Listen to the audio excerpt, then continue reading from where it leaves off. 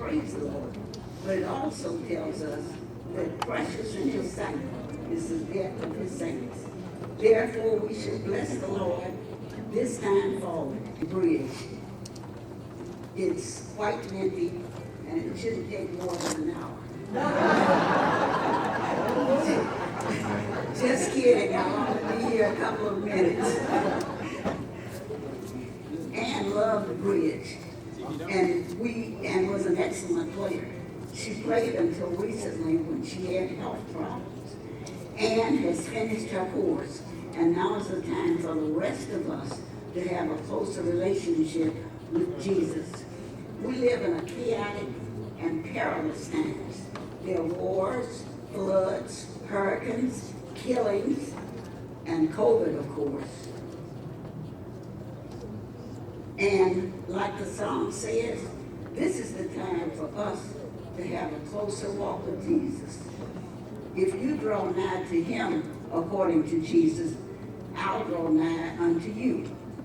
Therefore, to Anne's family and friends that are here today, I would like to comfort you with these words from Thessalonians 4:13, which says, we sorrow, we grieve, we shed tears, but we do not sorrow like those who have no hope. For our hope is built on nothing less than Jesus' blood and righteousness. We dare not trust the sweetest frame, but at all times wholly lean on Jesus' name. Thank you.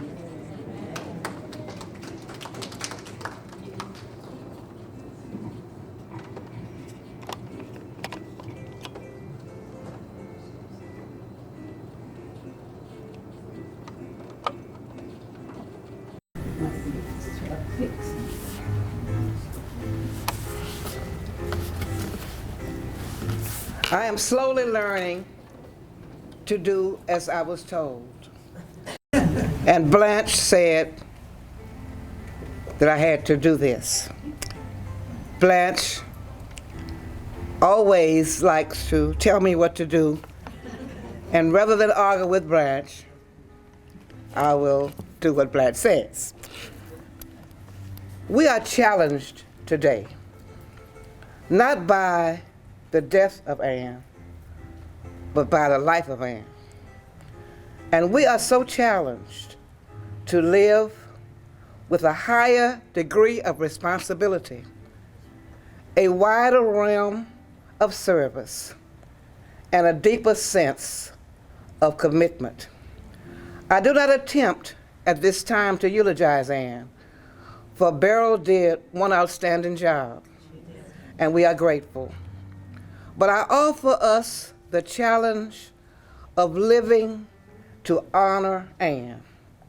And in that respect, I offer to you the 90th Psalm, verse 12, which simply says, teach us to number our days, that we might apply our lives to wisdom. Numbering simply means counting. So we are challenged. Are we challenged to count our days? Not necessarily, because counting days is easy. You simply multiply your age times 365.25. Do the math, I'm retarded. And we'll get, give or take, a few days. We're not challenged to count the days. We are challenged to make the days count. More important than counting days is making each day count. And so it was that Anne did that. She made her days count. She was a servant. She was a giver. She was a director. She was a leader. And she made the days count. So in the end, if we are to answer the question that is asked of us in one of the great hymns of the church, have I given anything today? Have I helped a weary soul along the way? From the dawn to the setting sun, have I wounded anyone? Should I weep for anything that I have done today. And Ann would say, today, dear Lord, today, have I given anything today? And she can certainly say, I know I did my best, and I will go and take my rest. My name is with those who are blessed today, because I made every day count. God bless you.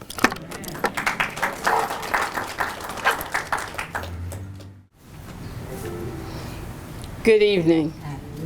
My name is Blanche Smith, and thank you, Sarah, Mrs. Moncrief, for sharing those words with us. Now that I know, I just have to call. Tonight's a special night because it allows us to reminisce, to reflect, and to share with each other. So what we want to do, I want to make this statement. If you'll notice, if you did get a program, there is a thoughts and memories.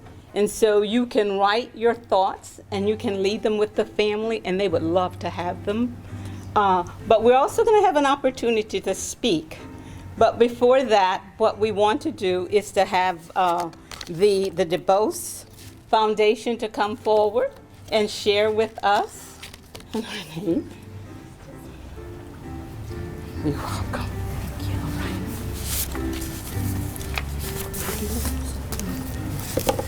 Good evening. My name is Angela.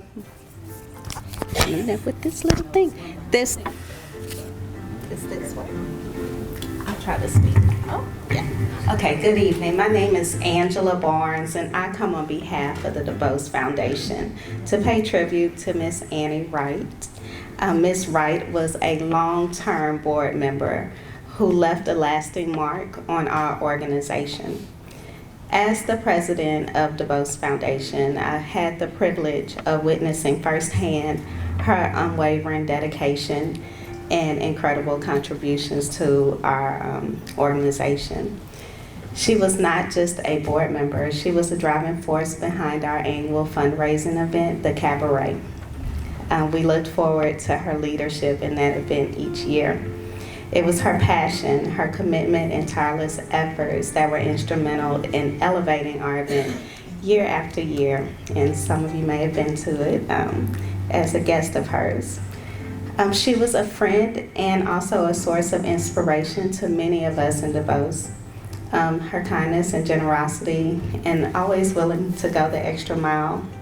I know for me as one of the newer board members, when Miss Annie Wright spoke, I knew to listen because she had years of wisdom and her expertise. I always I appreciated her input on anything we were doing. So it was an honor to work alongside of her. As we reflect on Miss Wright's legacy, we will honor her memory by continuing the important work that she started. Though she may no longer be with us in person, her legacy lives on through the lives she touched and the positive change she brought upon our organization. I'm honored to announce on behalf of the board that we will name one of our annual piano competition scholarships in her honor.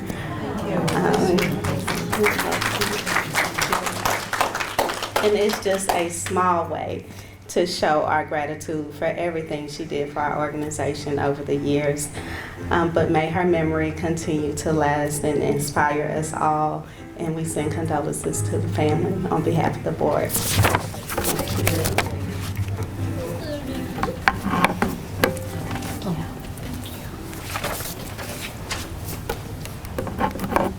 We'll have Phi Delta Kappa to come. They have something they want to share with the family. Ms. Peters. Good evening to the family and all who are assembled here. I am Jennifer Broom Peters. I stand before you to read the resolution from Phi Delta Kappa International Education Association. This is our resolution in loving memory of our dearly departed captain Annie B. Wright. Annie B. Wright, a resident of Baton Rouge, Louisiana, departed this life on Monday, July 31st, 2023. She has made the transition to her heavenly home. We take note, and whereas Annie B. Wright, a lifelong educator, has served over 30 years in the East Baton Rouge Parish school system as an outstanding teacher, role model, mentor, and a visionary leader. And whereas Annie B. Wright exemplified the tenets of leadership, service, and research as a member of Phi Delta Kappa International since initiation into the Southern University chapter number 0138 of Phi Delta Kappa.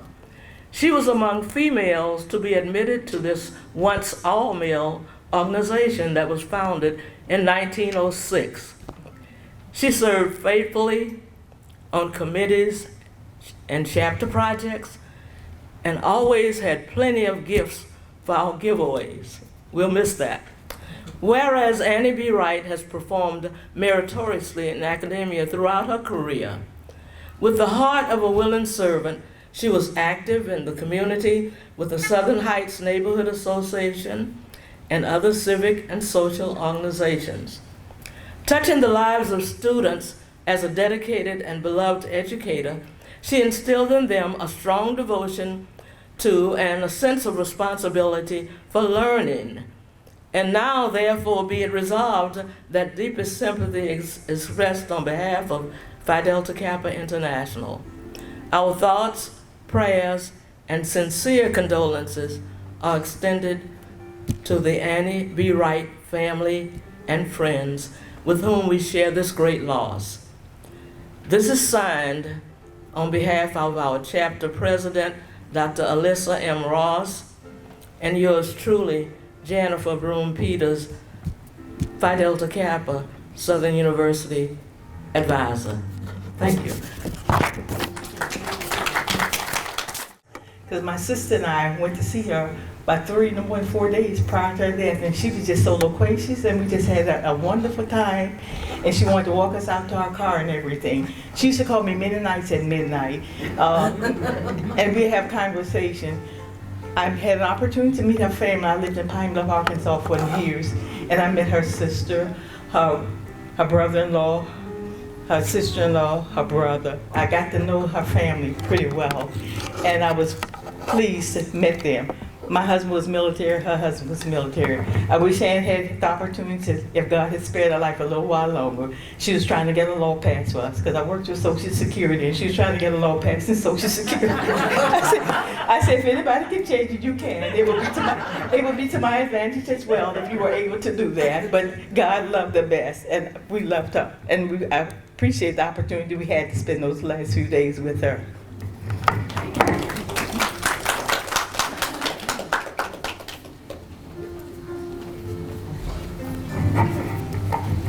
We have one more person, and then I'm going to listen back to to our program. Okay, come on.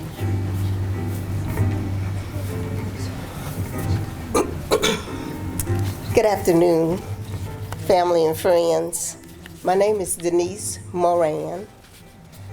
I'm the daughter of the late Charles and Myrtle Moran, who were very close friends with Ed and Ann.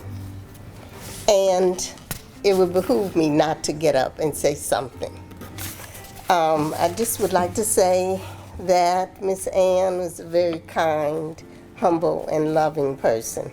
Beautiful lady. She and my mother shared interests in physical education, top ladies of distinction. And when Miss Ann became a licensed realtor, she signed under my father, Charles R. Moran Agency, and they worked together. They were always at our house, the couple, and they laughed and laughed and laughed, laughed and talked. The couples would get together whenever there was a ball or a dance. Ann and Myrtle, they would discuss their outfits and all and get ready to be there and be out and be out until the wee hours of the morning after the dance and the breakfast that they had. And let's not forget all of the fun and laughs they had while traveling with the traveling Jags. I'll put it that way, the traveling Jags of Southern University. I was able to reach out to Miss Ann a few months ago, and when she answered the phone, I was about to introduce myself. She said, "Denise?" She said, "I know who you are." She said, "Of course I know." And we spoke and laughed and remembered them and my parents' times together. So we talked about half hour. So when I couldn't reach her, I was concerned. Then Angela, over the the residential times, the residential group for Southern Heights let me know the sad news. So I thought I'd come to represent our family, and we wish you sympathy. Thank you. Thank you.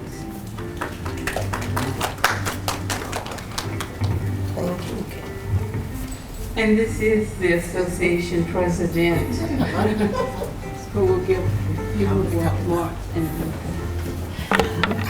Hi, how are you doing? It is a wonderful occasion because we know that Ann has moved on to a better place. We know that she lived her life to the fullest, and we've appreciated the time we've all had with her. She was a kind, as everyone has said, a kind and joyous neighbor in Southern Heights. You really didn't need an invitation to visit her. Her door was always open. And while people speak about her work in education, as Denise mentioned, she was very active with physical education. She mentored her students. She loved supporting them in their sports activity, particularly for women. In the early years, now we applaud women in sports. You were an anomaly and had few opportunities to express yourself in sports activities over the past 30 years. So that was one of the things that were mentioned about her continuously, that she constantly encouraged her students. She encouraged them to fulfill their dreams, to pursue avenues that are not typical, particularly for women. Now, there are two things that one of her friends who did not want to come up and speak said that I needed to mention. She was a great listener. She could listen, but she also loved to have a discussion. And she was the one person that you would know, if she had a strong opinion, she was going to have the last word on that opinion. But, and I also remember her as an avid bridge player. And she was among the ladies in the neighborhood in Southern Heights, and I'm the president of the Southern Heights HOA. They had several bridge clubs, and they were very serious players. They would gather, and there were times when I came home, as my mother got older, it would be an excuse for me to come home if she was hosting, to help her host. So I came from Chicago and had this fabulous meal we planned. We were doing duck confit. But what I realized that those ladies shared so many thoughts and jokes and memories and times together as they ate, they played bridge, they laughed, and they joked. So one thing we'll say is in Southern Heights, among the bridge fans, among the neighbors, among all of those who are gathered here today, we will miss Ann Wright. And we know that we are happy that she's in heaven. Thank you.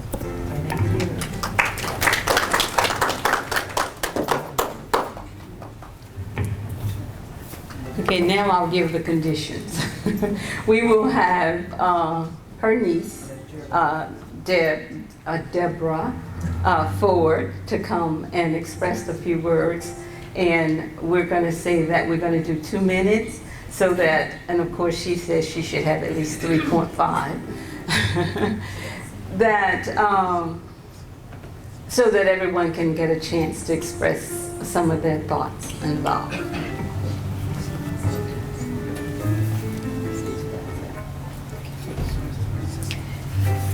Actually, what I really wanted to do is make sure you know all the family members that are here.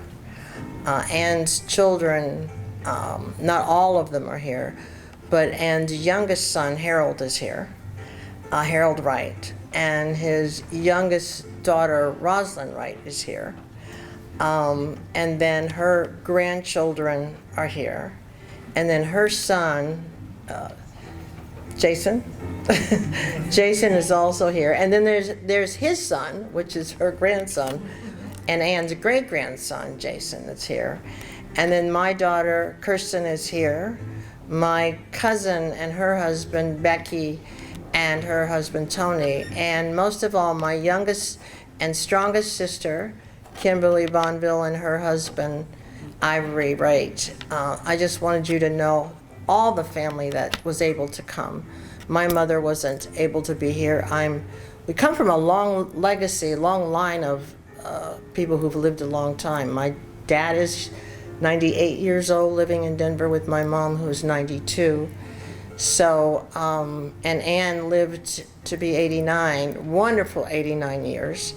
We wanted to make sure that everybody who wanted to speak today could, because I didn't want to get kicked out of Baton Rouge for not allowing people to say how much they loved Ann, because there's so many people that had, and as Blanche indicated to me, there's a lot of love. Nobody owned Ann. Everybody, she was the center of everything. If you kind of look at the spoke, she was that mentor and that middle, and everybody else kind of reached her. She made time for all of us. So I'm going to hold anything else that I need to say except thank you, thank you, thank you, thank you to everyone, and how wonderful you were. So we want to just bring up other family members. I do have one thing my cousin, Brian, who couldn't be here, to say. So bear with me. My name, Brian Benton, on behalf of Brian. He was also the nephew of Ann, and he was the son of my youngest aunt. With a grieving heart, I say goodbye to you. Your warmth and kindness will always be remembered. My memories of you are full of joy, and I take comfort in knowing that you were in a better place. And we all know that Ann is looking after us up there. And I have to say, most of all, if you really think about it, she lived 11, almost 12 years after her husband passed. A full life. She was there to teach us all lessons. And I'm still learning most of them. So, but she was there to teach us all lessons, and we had her for a very long time.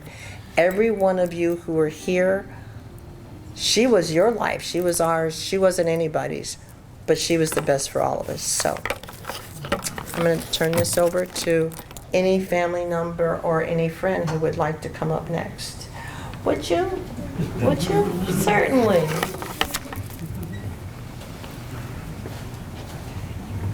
Let me get out of the way.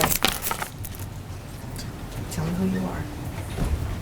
My name is Jason, and That's your my is Momo, Momo was my great grandma. great grandma, and You love her?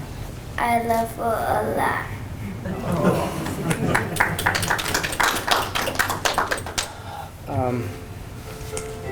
My name is Jason Joseph. That's my grandmother. I always say that she's like kind of my savior, because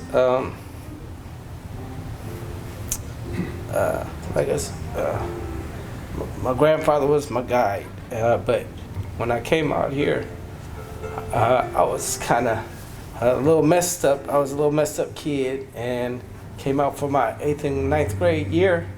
And while I was out here, and made sure that I got on the straight and narrow. My grandfather did too, but it was really because of Ann, because she was there. I tried. There was nights where I tried to like push her away. I tried to like she was helping me with my homework. And I didn't want her to help me with my homework. And there was a time where it was like I tried to, because it was getting late, and I knew that she had to also go to work. She was a teacher over at Terra, and I remember going there with her. And at one point I was like, man, well, I'm pretty young, and I think that I can outlast her. And if I stay, if I wait till 10 o'clock or whatever. And there was one time we went to 12 or 1 o'clock in the morning. And that happened, that we went through that like 2 or 3 nights. And on the third night, I think I realized, it's easier if I just learn my lesson and do a good job. And just and from that point on, I got on the honor roll and did well ever since for the most part. And so it's like, I owe that to her. And I wanted my daughter, that's my oldest daughter. She was supposed to be here around this time because I was going to send her to come be with her just to check in on her with my wife. But I know she's in a better place, and so I'm happy for that. If anything, I'm just sad for myself because I just wanted to see her one more time. But thank you, I love her, and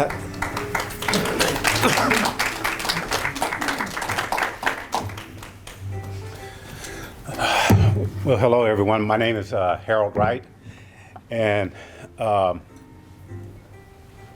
lived with my father and Ann for 4 years in Mississippi. I don't know how many people were familiar when they lived in Mississippi. My father was the professor of military science, ROTC department, and I came from California to live with them, and I was 18 years old. And when you're kind of 18, you don't like to be told a whole lot. You think you know most things. But it was a good experience, and the thing I remember most about Ann, she was a great cook. She welcomed me into the house. We never had any problems. Excuse me. She was a great cook, but and a great housemaker. And one of the things I called her the leftovers. We ate a lot of leftovers. She didn't believe in throwing anything away, okay? So you would have leftovers for a week or longer. And the time in Mississippi, Ann spent the first 2 years, I went to Alcorn. She spent the first 2 years and then relocated to Baton Rouge. And she started going to LSU. And so a few weekends I would be alone. She would come up on weekends and cook red beans and rice, cook meal for a whole week for my father and I, and go back to Baton Rouge. But those leftovers, I was not a big leftover eater. And whenever the house was empty and I was by myself, the leftovers, how was the they're all gone when you come back. They just kind of disappeared. I ate a lot, but she made a lot of great desserts and different things. And one of the things we remember the most, once I left and went in the Army, I did manage to get them to come to Germany to visit me in the early 90s. And it was hard convincing my father because he's like, I already been there. I don't need to go back. I said, well, it was 35 years ago. Some things changed. Baton Rouge hadn't changed a whole lot, but most places change. And I finally convinced them to come over. And during the time they were over, they love black tie affairs. I was a transportation officer like my father, and it was the time of the European Transportation Ball. And they came over, and I was able to secure additional tickets, and they went to the ball. And of course, they had a great time at a formal fair, military fair in Heidelberg, Germany, and they enjoyed that. I think they went on a couple tours, and we visited, and I kind of briefly forgot, we visited Kimberly and her husband, who was there, Ann's niece, in Germany as well. We visited them in Mannheim, I believe. I forgot, I couldn't remember where, but no bad words, only kind words for Ann. She was kind, warm-hearted, sweet person, and really cared for people, and like to do things for people. So she will be greatly missed by all, the family, and the community in Southern Heights and Baton Rouge and the Deltas and many others. I know she will be greatly missed. We wish you the best, and you'll be with Ed soon in Arlington, and I know you guys will enjoy that. Thank you very much.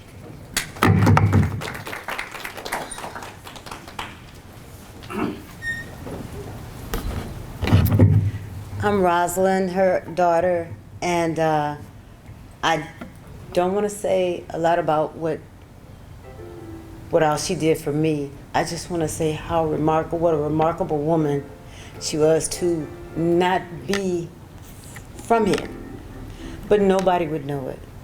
I mean, look at the turnout that's come for her and just all the wonderful activities she's done for the community. And it's just truly remarkable for somebody, you know, from Tennessee. Go figure, you know. Louisiana, you know, I was born here, and I can't say a lot, but just welcoming somebody from out of town has meant so much to so many people. And when I go with her, we go to the stores and stuff that we're out in the public, we were always stopped by some, everybody, young kids, older, you know, people who had their grandkids, and they said, "This is Miss Wright, it's Miss Wright." So it's just amazing that says a lot about her. And thank you guys.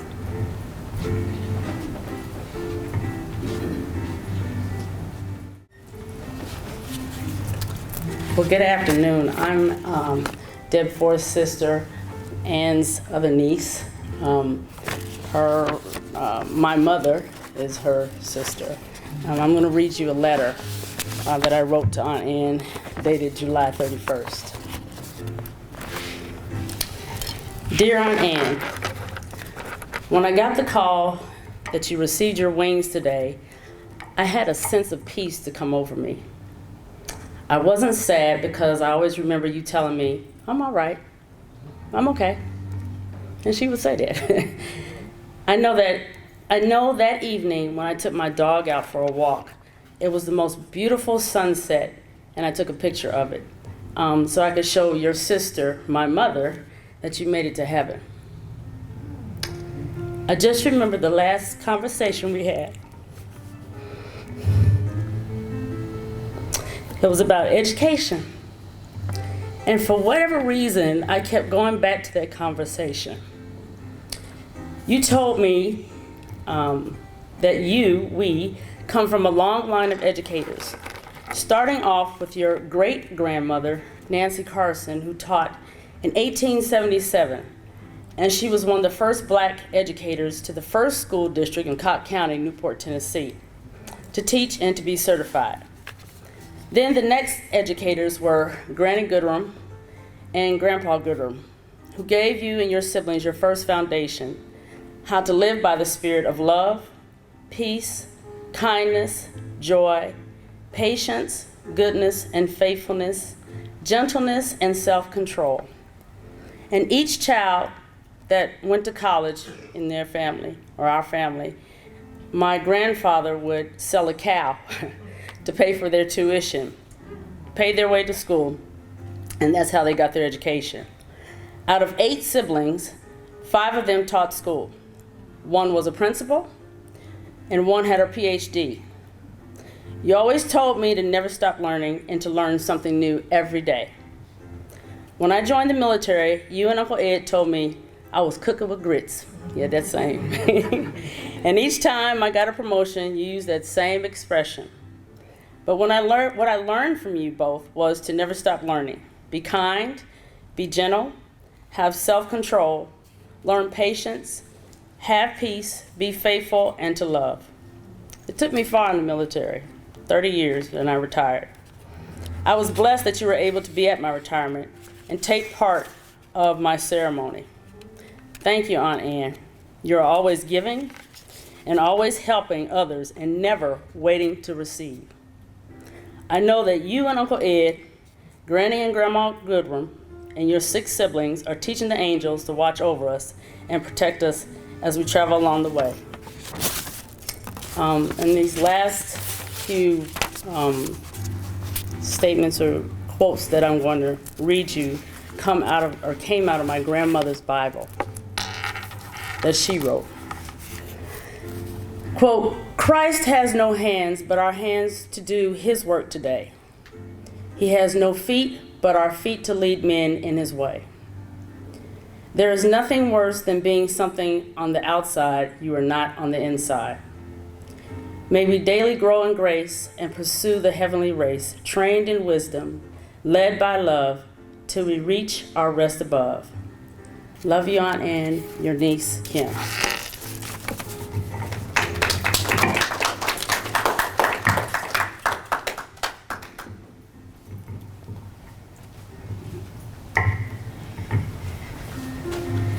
Hello, everyone.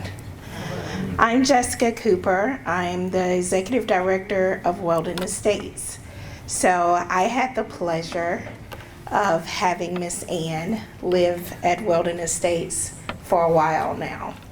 And I was sitting there thinking, what in the world can I say and not take so long about Miss Ann? And one particular came to my head, and it's when the first time I met her. And Miss Deborah and her came to Weldon to tour the community. And usually I'll just step in to the sales manager, introduce myself, and go back into my office. Well, that day, that didn't happen. They were gonna stay for lunch. And I was asked to join them at the table. So that shocked me. And I was like, okay, I don't know what's gonna happen, but I'm gonna sit here and just listen. And I remember after talking to her and Miss Deborah, I went back to my office and I said, was she doing the interviewing or was I? And my office manager said, what's that face that you're doing? I said, I think she interviewed me for her. And she's gonna be a tough cookie. I don't know if she's gonna be our new resident. But little did I know, I made a great impression on Miss Ann because she told me herself after she moved in. And one in particular thing she used to always say to me, and she would, every morning she had to have her coffee, and if it wasn't there, she was gonna stop me and make sure that I give it to her. And she would always say, you stand out and you hold yourself so well. And I didn't disappoint her today because when I walked in, everybody had on black and white, and I said, here I go, I'm standing out again, Miss Ann. So I know you'll be proud of me today because I'm standing out again with my pink. So I want to say the last memory, I wasn't with her when she came into the world, but I had the privilege of being with her when she left. And I was one of the second people there, and I got to see her. And I want y'all to know she was in peace. I had to tell Miss Deborah, I have never, and I've seen a lot of residents, but the smile and the peace on her face was like she was sleeping. And she went with elegance. She had that arm under her and she was smiling. And I want y'all to know, I thank you on behalf of myself and my staff for allowing us to take care of her. She was a wonderful woman. And I tell you, she probably could do my job more better than I can. And she would tell, the finger pointing, somebody mentioned the finger pointing. That day, I told Ms. Deborah she was pointing that finger and she said what she had to say and she was happy about it. And I had to send one of my staff, I said, can y'all go check on Ms. Ann? She got that finger going over there. I don't know what's going on at that table, but if something was going on at Weldon that she did not like, or if she felt that someone was doing me wrong, she let them know. She would let them know. So she was like my grandmother that I didn't have. She would say, don't you worry about it, I'll get them. And she did. So thank you. I don't want to hold any time, but I just want to let you know, Wilderness Estates love Miss Ann, and I was hoping some other people could come with me, but I didn't realize how far out this was. But I'm here. And thank you. And you are always, you said kick me out of Baton Rouge. Never. You always have somewhere to go. You coming. You have my number. Only person that has my cell phone number. So thank you, family, and it's nice to meet you all.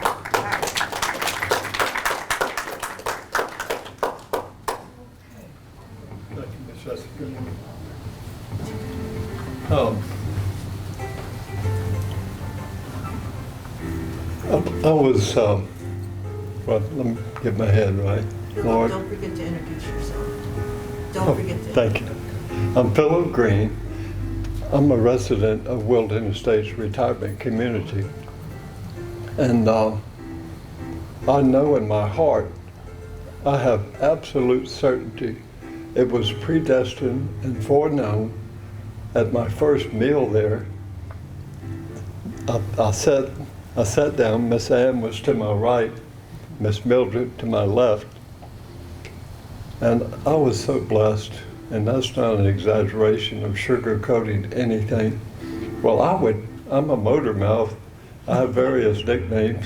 JJ being one of them jabberjaws, and the Lord put it on my heart. Listen, Philip. And of course, Miss Ann, a lifetime teacher. Miss Mildred Bowie to my left, lifetime teacher. And they taught me a lot. And I despise vegetables. And so they would encourage me and say, you got to acquire a taste. Just try it, try a few vegetables. But I've been too long already, but I know this with all certainty. As to Miss Ann and whomever knows Christ as their Savior, to be absent from the body is to be present with the Lord. Yes. Thank you kindly.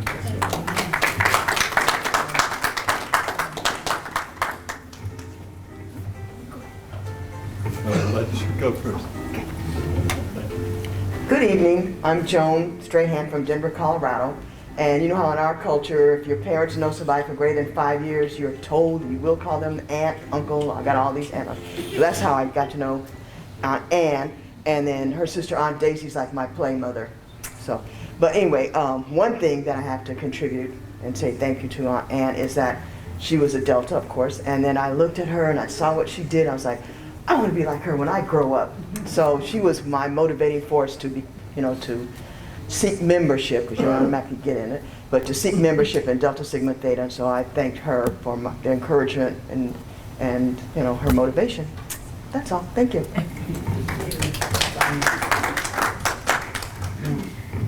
Hello, everybody. Good evening. My name is Myra Joseph, and I am Jason's wife. I'm just give you an anecdote of the first time that I met Ann, and I think I was visiting from I think it was Thanksgiving, right? Yes, it was. It was my first. Yes, it was my first introduction to Southern hospitality at its finest, and I had never been to. Outside of California. I'd been to Mexico, but I'd never been outside of California to anywhere east. And so when I first met her, she's like, "Oh, Myra, nice to meet you." And I was like, "This lady's really nice." And then I come from a background where you don't just sit, you just help. You're not just a guest, you come and help. And she's like, no, sit down. And so by the end of the evening on that day, we had made etouffee, shrimp, crawfish etouffee. I've never tried that in my life. I thought it was the world's best food. And it was because I had never had anything like that. But what I remember most is that time that I came with Jason, and I could not believe that this lady could stay up so late. I was a college student, and I was knocking out, and she was just talking, and I didn't want to go because I didn't want to be rude to my host, first of all, but also because she had so many interesting stories to tell. And so I remember her, and ever since then, like we would call each other, and well, actually I would call her because she's hard to track. But I would call her, and we'd spend hours, sometimes hours, talking. Jason would be like, "Did you talk to her?" And I'm like, "Yes, I talked to her." And Jason would just be like, "Say hi to her." And I'm like, "You know, you're the link."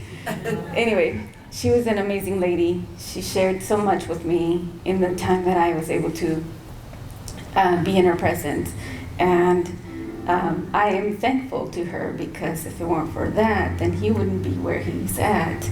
And he wouldn't be. Yeah, and I'm an educator, and when I spoke to her about how I was an educator, she'd be like, "Do this, do that, do this." So she had always something positive and encouraging, and she's just an all-around wonderful person, and I feel the loss terribly.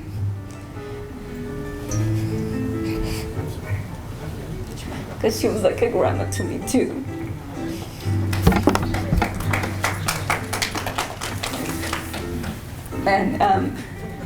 And we love Momo. We would call her and on our way to school and say, "Hey Momo," and it was like, "Hey Momo, hey Momo." And it's like, "Which one of you is this?" So it was good to speak to her when we did get a chance to, and just share with her our accomplishments, because in her voice we would always hear her being proud of us too. So thank you.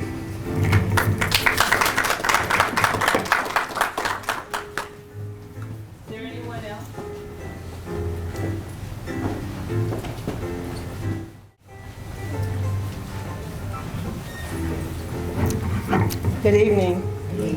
My name is Frances Smith, and I got to know Ann after I became a member of the Life Development Foundation Board of Directors. I'm not sure if we called it that at the time, but Ann was our first president of the board for the foundation, and everybody has talked a lot about all that she did in order to be sure that the Life Development Center became the Life Development Center. And was a money person. And there are a number of things that I can tell you about stuff that Ann and I did that we, as old people, had absolutely no business doing. One of the things that she would do is, Ann would go into some of the, to me, some unsavory parts of town. And I would be in the car with her, and we were headed home, and she said, "Well, just before we go home, let me go by here and collect this rent." And then we go into some little place, and I'm going, "Oh, these people say, right, these people gonna hit you in the, knock you in the head." She said, "Oh no," she said, "Get off my porch," you know. I mean, she was, and they respected it. So to the point, the next time I go, if they were sitting on her porch, when they saw her drive up, they take off.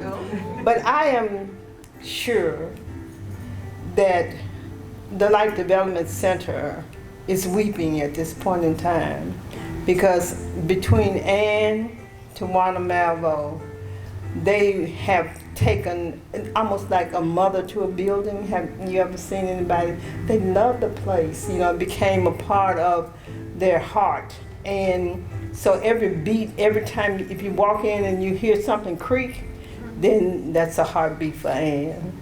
Because Ann was, I mean, she's, well, anyway, she had me up there in all kind of parts of the night. These people having an activity up here, you gonna come? And I'm going, "Yeah, I'll come." What time are they supposed to leave? They're supposed to leave at 9. She said, "But we're gonna charge them if they don't get out of here. And we have to make them clean up, and we have to be sure they get the bathroom clean." So she really and truly put her heart and soul into the Life Development Center, and you get a chance to be there for a minute. So every time you hear anything, it's a heartbeat for Ann. And the last thing that I want to tell you is, I used to be a skinny person before I met Ann. At 11 o'clock, Ann and I ate ice cream a lot.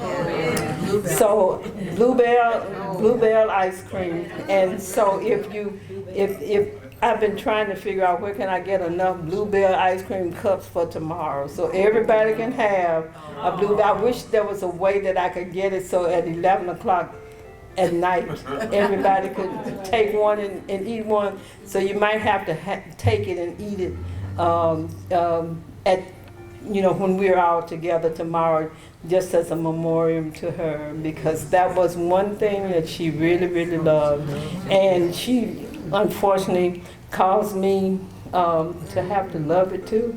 And so as a result, with her little skinny self, I took on all the, I'm the champion to show, how effective being. And I wanted you to know that Ann was also she was one of those kind of people. I have a picture of her dancing all over the place, and I wanted to show you all that, but I don't know, my phone does all kind of things, and then it's not big enough for everybody to see. But if you want to remember something, the last thing I saw was her doing whatever Louisianians do with their handkerchiefs. Ann was doing it. So thank you so very, very much, and it's so good to see all of you here. And I would like to, last thing I would say for real, this time I'm a Baptist, but the last thing I would like to say for real this time is there's no reason to be sad. So if you have tears, they have to be tears of happiness, because she poured into my life, she poured into your life. And if you can remember a negative thing that she poured into your life, then you need to be sad, because that wasn't Ann. You apparently misunderstood what she was trying to do in your life. Ann was a wonderful, wonderful, wonderful, wonderful friend, and I will miss her dearly. But I wish I could. Well, I'm gonna get rid of the Bluebell ice cream, because we don't have to eat it at 11 o'clock anymore. Thank you very much. Pineapple.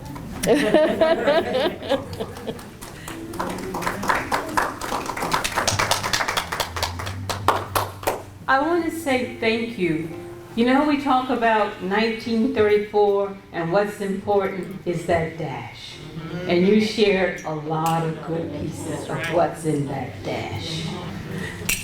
And I want to say that we want to say goodnight, and we'll see you tomorrow. But I need to tell one little thing about that ice cream. See, you have to watch very carefully. Yes, she did eat ice cream late at night. And yes, I have fixed ice cream. But you know what? She had a scoop, and she had a scoop of fat-free. But you see, if you didn't watch closely, you'd be putting 2 or 3 scoops of the other. But Ann knew how to mix it. So I just want you to know, the lesson is you have to watch very closely. You can't just think you know. You got to listen. And of course, she shared many great stories with us, many great lessons. And all of us have our own story that she was able to make you and you feel so special, and it was all about you. So we will come tomorrow at 11 o'clock for the service. Thank you so very much, and family, our deepest, deepest sympathy goes with you. But you got so many good stories, you're gonna be okay. So take care, and we'll say good night.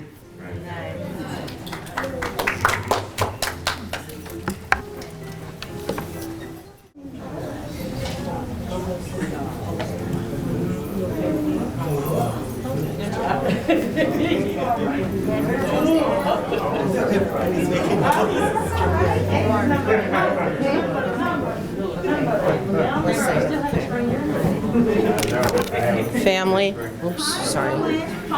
Family. Just to make sure. Family, friends out of town, all friends out of town. I think I'm missing a couple. And friends, we are going to meet for dinner right after this over at the Spring Hill Suites Evangeline Room. Okay? So we're gonna meet for dinner right after. That's all family, there's a few friends that will be coming, and all out of town guests. Okay.